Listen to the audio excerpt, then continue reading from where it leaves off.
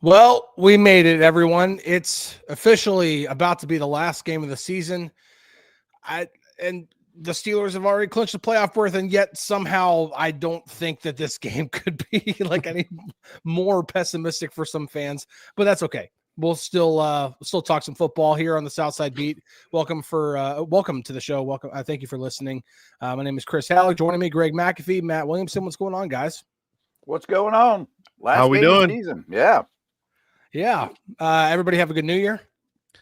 Absolutely. Yeah, of course. It was good. Good holidays. Yeah. Yeah. All right. So it was a good holiday for a lot of people, but it was not a good 3-week stretch for the Steelers. Mm-hmm. About as bad as you could think. Granted, 3 superior teams, but also they were outscored 90-40. Don't want to ever see that happen. Doesn't matter who you're playing. But they get the mini bye. That could help them for sure. You get a little bit of a break. You get to kind of enjoy Christmas. Obviously, they had to play on Christmas Day, but you kind of get a bit of a break, a bit of a reset right before the final game of the season and then right before the playoffs. So what's the reason for optimism here? That's, I guess, what I'm reaching at, because it just seems like every time we either write something on DKPittsburghSports.com or, Matt, I'm sure with anything that you're doing, that the responses have just been absolutely full of pessimism. So what reason is there for optimism going into a game in which they're playing a red hot Bengals team that's got Joe Burrow playing like he's going to steal the MVP from either Josh Allen or Lamar Jackson? Well, big picture, I don't know that there's optimism in terms of can they win the Super Bowl. I mean, I don't think that's the timeline. Hopefully next year at this time, when we're talking on January 3rd, 2026, wishing each other a happy new year, we're talking about a potential Super Bowl team. But I think they're better than what they showed these 3 weeks. And I understand that there was 4 teams that had to deal with that. But that was a ridiculous gauntlet that the NFL asked of them, with some road games before, some untimely injuries, some fatigue, some little thing, some big things. Like, for example, their inability to deal with bunch sets and trips to a side and motion to trips. They knew it was a problem. Every offensive coordinator they face knows it's a problem. Joe Burrow knows it's a problem, but they didn't have any time to fix it. You get one walk-through practice between games, you're not going to get that stuff cleaned up, and I do think the mini bye, as you mentioned, is wonderful. The older players, the Cam Haywards, the Wilsons, etc., are probably thanking you up and down. The injured players, Watt, Porter, etc., these are important guys, are really happy about it. The rookies, Frazier, McCormick, have never played this much football in their life, So I think that's wonderful, and I think that'll pay off, and I think this will be a much more energized team. Now, the Bengals are scary, they're on a 4-game winning streak, but not to cut to the chase. I mean, I look at this Bengals team and say they have the greatest thing in this game. They have Burrow and an elite passing game and 2 awesome receivers, and boy, I wish I had that. But of the 25 Bengal players that are going to play the most snaps on Saturday night, 20 of them are liabilities. You know what I mean? Like, they don't really have anything else. They have the best thing you can have, and then no running game. I don't trust their O-line. The defense, I think, needs 7 new starters in the offseason. So, yeah, they're on a winning streak, and they're scary, and they got the biggest bullet in the gun. But, man, I don't think they're that frightening. I mean, everyone talks about, the Bengals get in the playoffs. That's the team nobody wants to see. Except for Burrow. I mean, you know what the Bills would do to that defense and the Chiefs? And, Yeah, for real. Right. Greg, what are you seeing here? Like, what is a reason for optimism? Can the offense turn it around and get kind of, this is, remember the last time they played this Cincinnati defense, the offense went off and they looked the best they had looked all season. But then also on the defensive side, they're going to be dealing with Joe Burrow, Jamar Chase, T. Higgins, and they're coming off a 3-game stretch in which they've never looked more lost. What reason for optimism do you have for this game? Yeah, I mean, I think Matt hit on a lot of things that you could look at for optimism-wise. I think the mini bye is the big thing, the extra time to kind of work out their issues and everything like that. I mean, all the players have kind of talked about it consistently throughout this week, that they were able to address the issues they weren't able to through that 3 games in 11 days. It's the, getting out in the practice field and putting in extra reps and things of that to be able to, work out the kinks and everything like that. So I think the extra time is definitely helpful at this time of the year, especially, with 1 game left in the regular season and heading into the playoffs. So I think that's a big reason for optimism. Just that extra time to kind of iron out the details and build some momentum going into the playoffs. A big one here from the live chat for those of you who are watching live. Everyone is off the IR list. Well, I won't say everyone, but the point there is that this team is really healthy. And so, to hit, because I agree with a lot of the points that both of you guys made, but being healthy this time of year is something that cannot be overlooked. You talking about having as many, you'd love to have Troy Fautanu back and have everybody that you want up on your offensive line, but considering the attrition that most NFL teams deal with, especially early on what this offensive line was going through, losing James Daniels for the year, losing Nate Herbig, losing Troy Fautanu, and then they've kind of stabilized. Now, granted, they haven't been playing all of that great, but they also haven't been absolutely terrible either. They've been average to below average. But to be this healthy, throughout the entire roster, I don't think can be underestimated whatsoever. So, I do agree with a lot of things, and I do think this offense needs to get it together. They do, and this is the week to get it again. Because I kind of think of this as a bit of a mix between playing a really good team ahead of the playoffs to give you a good taste of what you're about to be facing, because they're facing a team that is fighting for their playoff lives. They will be playing with the most urgency they possibly can, because if they lose, there's no way they could possibly make it in. And if they win, even if they win, they still need help elsewhere. So they have to win. And they've been playing like that for a month, and they've been facing elimination every week. This is playoff football for them. Yeah. But then again, at the same time, especially for this offense, they're facing a defense in which I almost look at this as Alabama facing that Division II school in the first or second game of the year, where it's a good warm up to get things going. Let's find some rhythm here, and then try to carry that momentum into playing either Houston or Baltimore or whoever they might be facing in case the Browns pull off some sort of miracle, which I don't think is going to happen.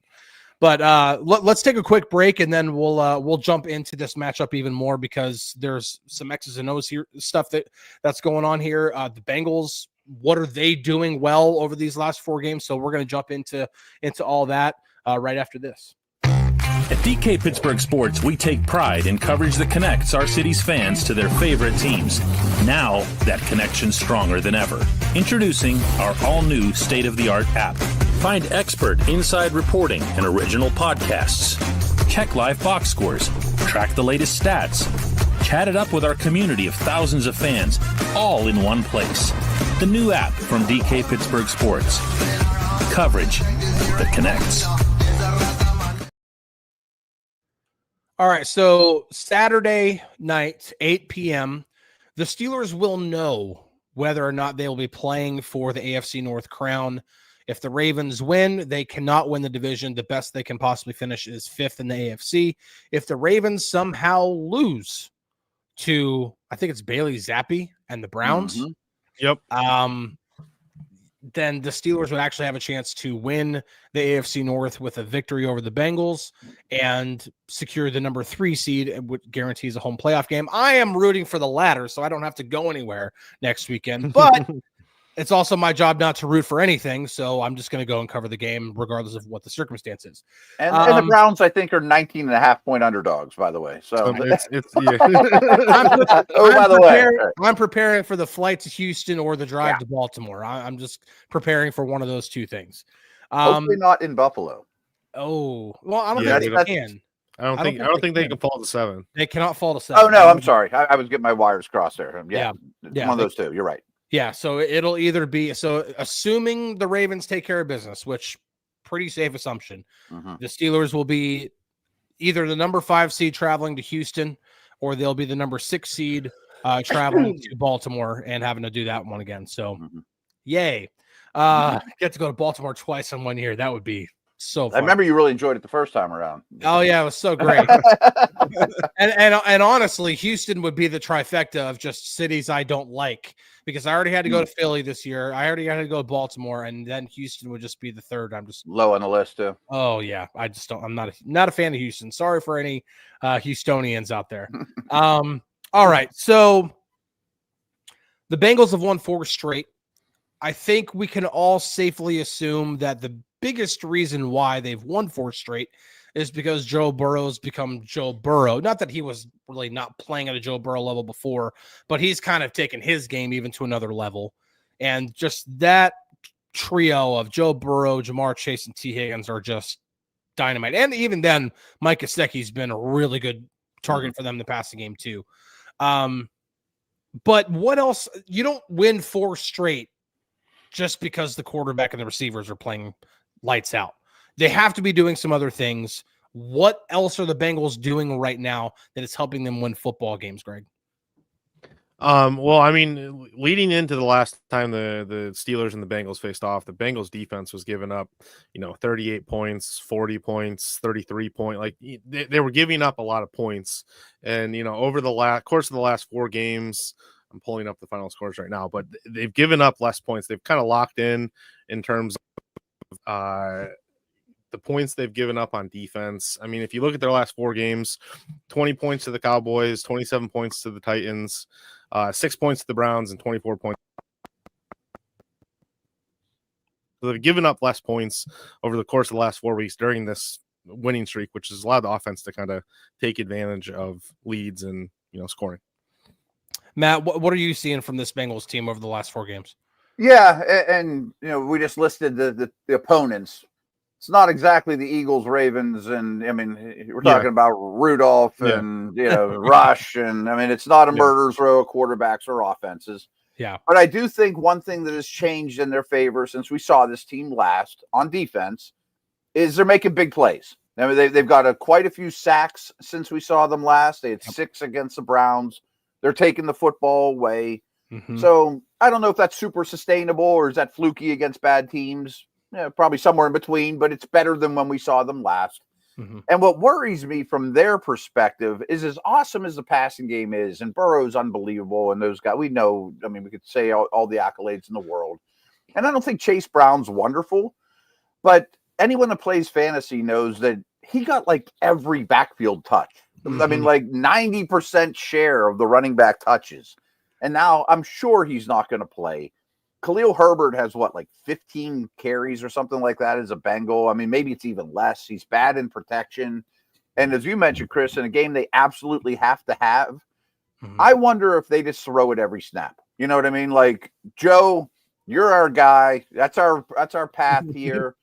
And they're also like at the top of the league in using offensive personnel without a back on the field to begin with. Even when, you'll see a lot of 0-2, 0-1, I just think they might not even hide it and just say, we do one thing well, we're throwing our fastball every time. Yeah, I think the one thing that you hit on that I think is, especially given the Steelers' struggles as of late on off, the Bengals are taking the ball away over the last 4 games. And I think that's the thing to watch out for more than anything is but that they've also they've also turned the ball over more too. And right. This is the craziest team. I remember having this conversation the last time they were here. Mm-hmm. Everything they do well, they do equally poor on the defensive side of the ball. They're even Steven. And then now all of a sudden they're taking the ball away. They're turning it over more. Like they can't get ahead. Right. Well, I'm just thinking purely from the Steelers' offense perspective of either getting into the red zone and turning the ball over or making big plays and turning it over. I'm thinking of Russell Wilson breaking off that big run and just trying to do one more move and then losing that fumble or whatever the heck happened. with George Pickens not running the route or running the route, whatever it is, and Russell Wilson getting picked off regardless. It's an interception that can't happen regardless of who's at fault. It's little things like that that are happening that are actually gigantic things that are keeping points off the board. They're swinging momentum to the other side, and you've got a defense right now that I think right now is being as opportunistic as they've been all season. I still don't think it's a good defense. I still think it's a bad defense, and I still think that this is a defense that they should put up 30 points against. You know, the weather might play a bit of a factor. It's going to be cold. I don't necessarily know the snow forecast, but I do know it's going to be cold, so that might play a bit of a factor here where the Steelers maybe try to assert themselves a little bit more on the ground, but this is still a defense that they should be able to put up points against.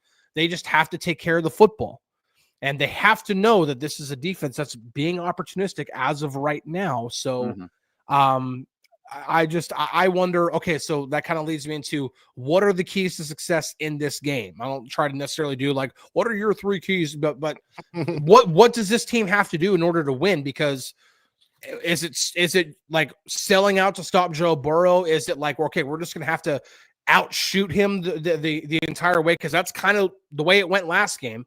They just the defense happened to make more plays than their defense did. And so they ended up, coming out on top 44-38. So how do they win this game? Because if they get into another shootout, I don't know if they could just beat Joe Burrow twice in a shootout type game. That just seems backwards to me. Either one of you could take it away. I don't Go for it. Yeah, I mean, I think it's kind of following the blueprint they had last time around. I mean, it's creating turnovers and stealing the momentum of the game. I think towards the end of the last game down in Cincinnati, Nick Herbig had the forced fumble that led to the Peyton Wilson touchdown. Sorry, TJ Watt had a forced fumble. So it's taking advantage of those turnovers and kind of getting back to playing complementary football. It's not something that we've seen over the last 3 weeks during this 3 days or 3 games in 11 days. It's getting back to complementary football, taking advantage of turnovers, hoping the special teams can kind of make a few special plays like they have at times throughout the season, and then I think it's getting back to what they were able to do the last time around on offense. Is taking advantage of those short passes and just taking advantage of what the defense gives them. But I think it's the big thing for them is getting back to complementary football. And I think we've seen a lot of frustration over the last 3 weeks because the Steelers know just how close they've been in some of these games. Like I think you were mentioning, Chris, that it's an interception here, a fumble there, an interception here, where there's just these small mistakes that kind of let the games get out of hand. So it's just, I think it's the biggest thing for them is just getting back to complementary football and limiting those game-changing mistakes. Couple things that I would stress are, you're going to get a ton of quick game, under 2.5 seconds. Burrow's about the best in the business. Mahomes was ridiculously good in that capacity. Steelers are allowing a lot of yardage in that neck of the woods, and they really just don't have the corners to press man you to fight it off. So you're going to get that, and they're going to complete the ball a lot in those instances. But you have to tackle the catch. I mean, it has to be long drives, not 12 yards per slant. It's 6 yards per slant. You know what I mean? Yeah. Longer, sustained, death by 1,000 paper cuts through the air, because they're going to complete them. And Burrow does everything well, but the thing that he's really gotten unbelievable at that he wasn't early in his career is extending plays, moving around the pocket.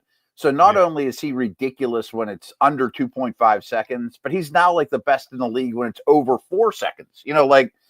So on those long developing plays, hang on for dear life and don't get beat over the top. You know what I mean? And hopefully your pass rush is more of a factor late in the down, because I really don't have much respect for this offensive line, especially if Mims doesn't play. But even so, I kind of feel like Watt in particular is kind of due for a blow up. Remember me as defensive player of the year type of guy. It just seems like they're fresher, healthier, that I think the D line will be better. On offense, a huge key is don't let their corners grab you by the helmet, throw you down, and take a pick six to the house. None of those. Eliminate that from the game plan. And I'd like to see time of possession. I mean, to me, that this team goes as time of possession goes. And I can't stress it enough that, I mean, you knew the Eagles game was going to be a brutal opening game for that 3-game stretch. Yeah. But the fact that you were on the field for like 62 out of 60 minutes was a pretty bad start to start that stretch. I mean, you got to be 33, 34 time of possession, and then you're going to be in games, you know? Mm-hmm. Yeah, there's one matchup, and it's not necessarily just one-on-one, but just one player that, I mean, Trey Hendrickson, Yeah. I mean, he's tied for the league leading sacks. He's a really great player. He did nothing in that last game. Yeah. I mean, between the Bengals and the Steelers. I mean, nothing. When I say I think it was one assisted sack or tackle, and that was it. Like nothing. He had no impact on the game. Now, am I going to roll up to Rivers Casino and be placing my bet to be like, yep, Trey Henderson's going to do nothing again? Probably not. But whatever they did offensively to take their one dangerous guy on that side of the ball and completely neutralize him, do it again. I don't care what it is, whether that was just Dan Moore had a great day and you just got to pat him on the back as how many times, or just give him the same exact recipe for all the different meals he had on the South Side all week, whatever it was. Just continue. Like if that was it, if it was making sure that he had help over there with chips from the running backs, whatever it was, take him out of the game again, because one of the things that's going to make Russell Wilson play like to Russell Wilson's best is whenever he's going to be able to extend plays, when he's going to be able to get outside the pocket and, improvise a little bit. Pat Freiermuth and he have gotten more on the same page whenever he gets outside the pocket. He's also going to have George Pickens for this game too, which is something he didn't have in Philadelphia and in Baltimore and he was back against the Chiefs, but he didn't have those in those first 2 games, during that 3-game gauntlet we've been talking about so much. So protect him the best you can. And you have an elite edge rusher over there, and they found a way to do it last game. So do that again. Now you could just say, easily like across the board, like, oh, just the offense score 37 points again. Well, I'm talking about more specific things like keep Trey Hendrickson, keep a lid on him. Because he's been playing really well. Now he does kind of get sacks in bunches, so make sure he doesn't get 1 sack, because you don't want 1 sack to turn into 4, and then all of a sudden you are constantly playing behind the chains. You're off schedule all the time, and then the offense won't be able to do anything. Because I think this offense has shown one thing all season for sure, is that if they get behind the chains, if they get off schedule, they're dead in the water. They're toast. They're not going to be able to do anything.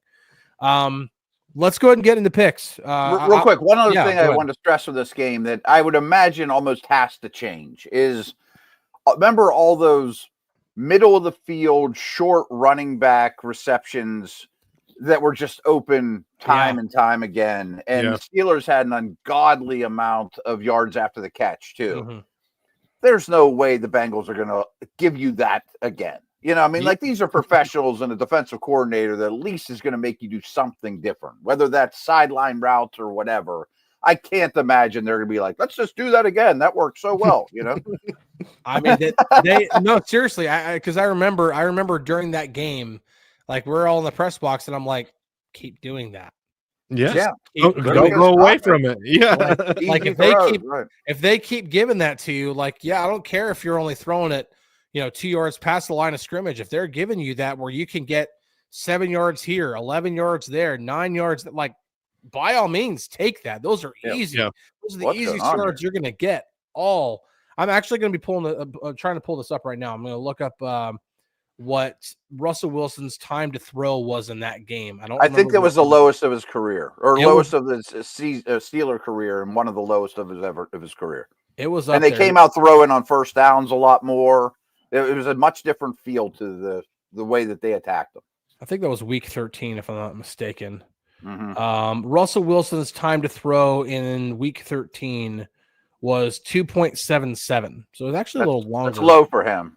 Oh, it is low for him. But he had a game, I think it was maybe the Cleveland game after that, where it was like 2.3 or something like it was. You're right. That was the lowest of his career. But But yeah, that's still for him really, really quick, being able to get the ball out like that.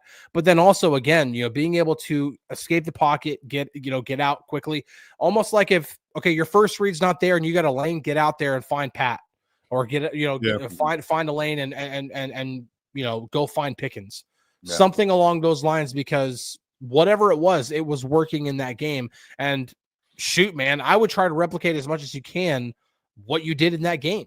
Unless the Bengals, obviously, and then the Bengals will show you whatever adjustments they make, and then you make adjustments back. So, I don't think that I'll put it this way: this offense has gone all season without scoring scoring a touchdown the first series of the game, and that's bad. I don't think that, or I think that if that pick six is actually called pass interference, like it probably should have been, they probably go down and score a touchdown based off of the way the offense played in that game. And so the Bengals defense. Right. And so my point being, like, go out, like they had a good game plan last time. Don't like that interception, like throw off and be like, oh, well, they had to make adjustments. No, because then they got the ball right back after that pick six and went down and scored a touchdown. And it was like a hot knife through butter on that drive. Like, they had a good game plan. So I would then trust with the mini bye, especially because Mike Tomlin is 14-6 coming off of a mini bye, that they're going to have a good game plan going forward for what this Bengals defense is doing right now. With that being said, Greg, let's get into picks. Who do you got for this game? How well do you feel about that? About your pick? I was kind of up in the air. I was kind of going back and forth. I ended up going with the Bengals.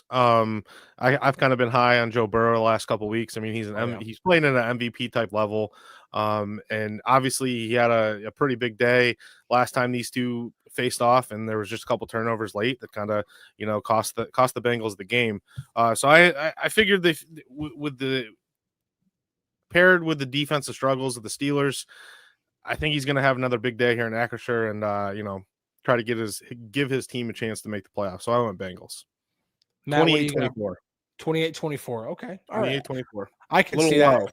A little low, but the weather might play a little bit of a factor in that too, because even if there's no snow, it's going to be really cold. Matt, what do you got for this game? Yeah, I would assume there's going to be wind too. I mean, which the more wind, the better, I think, helps the Steelers. I mean, yes, one team's a passing team, obviously. I took the Steelers 27-26. I do feel pretty strongly about it, and I have great respect and great fear for what Burrow and his pair of receivers, which I think are the best in the league, can do. I absolutely do. But I have equal amount of disrespect for basically everyone else that's in a Bengals uniform right now.